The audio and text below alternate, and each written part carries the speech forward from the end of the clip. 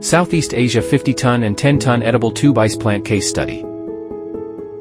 The plant is located in a coastal region. In 2023, the customer installed their first CBFI 10-ton tube ice machine. Impressed by its stable performance in high temperature, high humidity, and corrosive water environments, the customer repurchased a 50-ton Freon tube ice machine to expand production capacity. For Southeast Asia's hot, humid, and continuous operation conditions, CBFI used evaporative condensers for high-efficiency heat exchange and low energy consumption. Both machines are equipped with Bitzer compressors.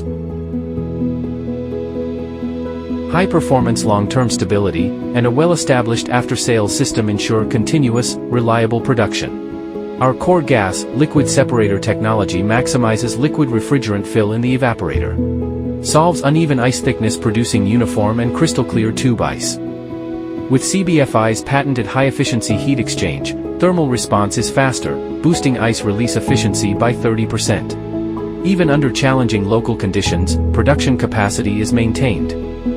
Following the edible ice industry's move toward automation, the project also introduced CBFI's horizontal automatic packing machine to reduce the risk of manual contamination.